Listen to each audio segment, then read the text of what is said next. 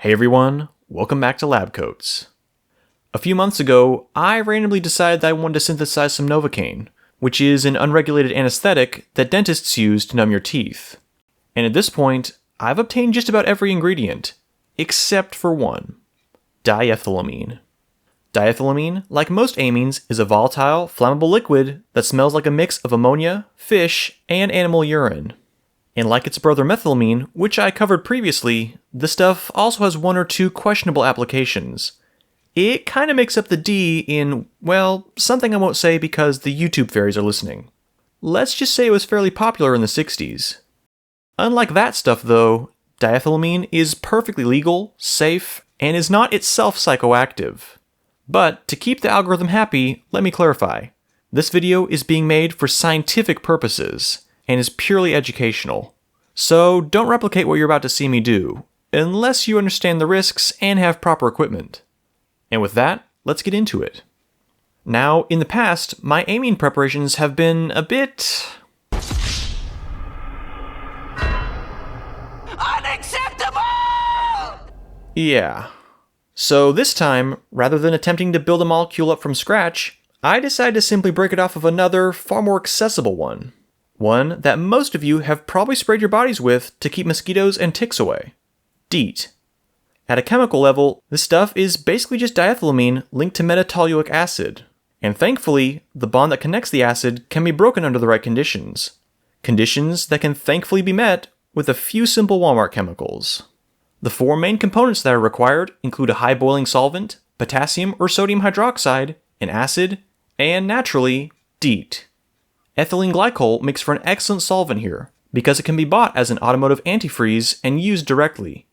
Impurities don't really seem to matter, but it is important to get the concentrated stuff and not a pre-diluted mix. For the acid, I recommend hydrochloric acid, which is sold as muriatic acid for swimming pools, and the sodium hydroxide can be bought as crystal drain opener. Lastly, Repel 100 is your best bet for DEET, since it's basically pure right out of the bottle. To get started, I measured out 350 milliliters of ethylene glycol antifreeze and added it to a 1 liter boiling flask. Stirring and heating was engaged, and 80 grams of sodium hydroxide was carefully dumped in, followed by 50 milliliters of water to help it dissolve. A simple distillation was next set up around the flask, with 50 milliliters of 37% hydrochloric acid in the receiver to help catch the diethylamine. I know I mentioned using the cheap pool aisle stuff, but for the first time in a while, I actually had some of the good stuff. So I went with that. Just know that you can substitute without too many issues. It just might take double the amount to make up for the lower concentration. Anyway, with everything set up and ready to go, 118 milliliters, or 1 4-ounce bottle of DEET bug spray was dumped in.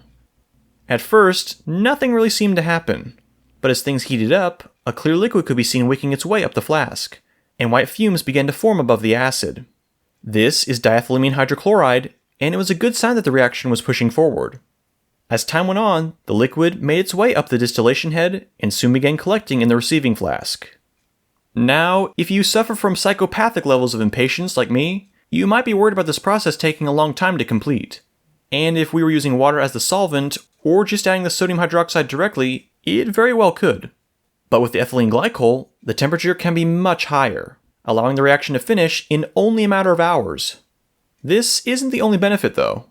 Ethylene glycol also keeps the mixture fairly homogeneous, and it doesn't distill over with the diethylamine, so the reaction runs smoothly, and the workup is satisfyingly simple.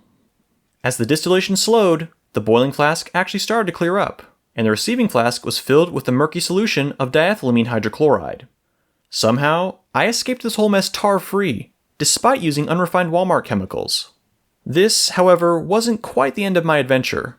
I needed diethylamine freebase for my Novocaine synthesis, which is ironically the form of diethylamine that was being distilled off in the first place. If this seems counterintuitive, just remember, the hydrochloric acid was only there to keep the volatile amine trapped during the long distillation. With the time-consuming bit done, I could now recover everything at once by adding 25 grams of sodium hydroxide. Doing so caused the formation of two layers, a lower aqueous layer containing sodium chloride and an upper organic layer containing the diethylamine. And while it was tempting to simply remove this top layer and call it good, I wanted maximum purity and no residual water. So I kinda had to perform one last distillation, which thankfully went much faster. Pure diethylamine boils right around 55 degrees Celsius, and thankfully, this is the temperature where pretty much everything came over. For once, the chemistry actually decided to behave itself, and I was rewarded with a flask full of crystal clear, perfectly colorless diethylamine.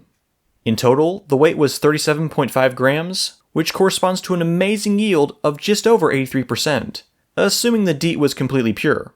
This was honestly way better than I was expecting, and as far as I'm concerned, it makes this the single best pathway to diethylamine, at least for home chemists. Now, if you want to see how I'll be using today's product to make Novocaine, be sure to subscribe to my channel, and like this video if you found it interesting.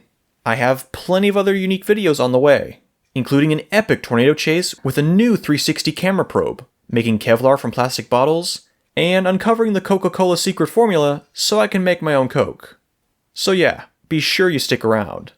And if you want to help support LabCoatz, consider donating or joining my Patreon like these fine people, who are the ones who truly make videos like this possible.